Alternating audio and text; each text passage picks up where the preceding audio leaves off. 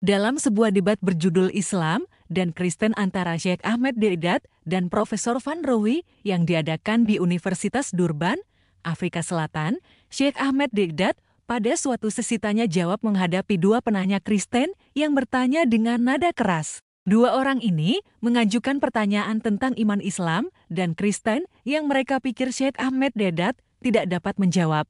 Mereka yakin bahwa cara bertanya yang keras tersebut akan membuat Syekh Deedat terdiam dan kesulitan menjawab.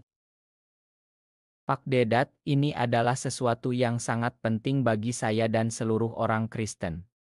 Kami percaya pada satu Tuhan yang tidak memiliki sekutu dalam ketuhanannya, dan ini adalah artikel iman dari kaum Muslim. Benarkah demikian? Jika Tuhan tidak memiliki sekutu dalam ketuhanannya, siapa yang dimaksud dengan kata "kami" dan "kita" dalam huruf besar yang saya baca ratusan kali dalam Al-Quran? Saya memahami bahwa itu mungkin tidak diterjemahkan secara langsung, tetapi mengapa saya harus menerima kata "kami" dan "kita" dalam huruf besar jika Tuhan tidak memiliki sekutu dalam ketuhanannya? Mohon penjelasan. Anda menghadapi masalah yang sama. Masalahnya adalah Anda berpikir sebagai orang Barat, sebagai orang yang berbicara dalam bahasa Inggris atau Afrikan. Namun, Anda ingin menilai sebuah kitab Semitik, bahasa Timur. Tolong beri saya kesempatan untuk menjawab tanpa gangguan. Jika Anda tetap diam sejenak, itu akan lebih baik. Kitab suci, baik Alkitab maupun Al-Quran, adalah kitab Timur. Dalam bahasa Timur seperti Ibrani dan Arab, ada dua jenis bentuk jamak untuk menghormati dan jamak untuk angka. Jika Anda menolak konsep ini, maka saya katakan bahwa ayat pertama dari Alkitab yang Anda pegang itu salah terjemah. Buang saja. Ayat pertama dalam kitab Kejadian, pada mulanya Allah menciptakan langit dan bumi. Kata Allah dalam bahasa Ibrani adalah Elohim, yang merupakan bentuk jamak, tetapi dalam konteksnya berarti penghormatan, bukan jumlah. Demikian pula dalam Al-Quran, kata kami digunakan sebagai bentuk penghormatan. Ini adalah jamak kerajaan atau royal we. Selama 1400 tahun, tidak ada seorang Kristen Arab pun yang mempertanyakan hal ini, karena mereka memahami bahasa Arab sebagai bahasa ibu mereka.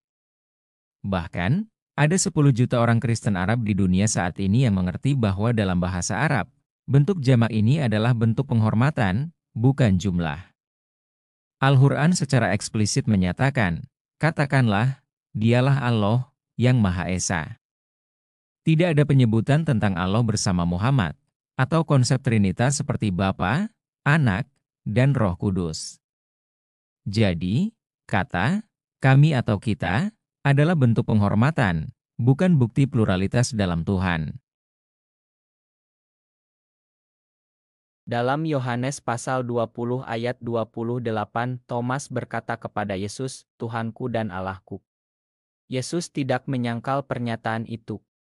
Jika Yesus hanya seorang nabi yang benar, dia pasti akan membantah pernyataan tersebut. Selain itu, dalam Yohanes pasal 10 ayat 30, Yesus berkata, Aku dan Bapa adalah satu. Dan dalam Yohanes pasal 14 ayat 9, Yesus berkata, Barang siapa telah melihat Aku, telah melihat Bapa. Bagaimana Anda menjelaskan ini? Untuk memahami Yohanes pasal 20 ayat 28, kita harus melihat konteksnya. Setelah peristiwa penyaliban, Yesus menunjukkan dirinya kepada para murid untuk membuktikan bahwa dia bukan roh atau hantu, melainkan masih dalam bentuk fisik. Thomas, yang tidak hadir pada saat itu, meragukan kesaksian murid lain. Dia berkata, kecuali aku melihat bekas paku di tangannya dan mencucukkan tanganku ke lambungnya, aku tidak akan percaya. Ketika Yesus kembali dan menunjukkan bukti, Thomas terkejut dan mengucapkan, Tuhanku dan Allahku, sebagai ekspresi kekaguman, bukan pernyataan literal. Mengenai Yohanes pasal 10 ayat 30, Aku dan Bapa adalah satu, kita harus melihat konteksnya. Yesus berbicara tentang kesatuan tujuan, bukan kesatuan entitas.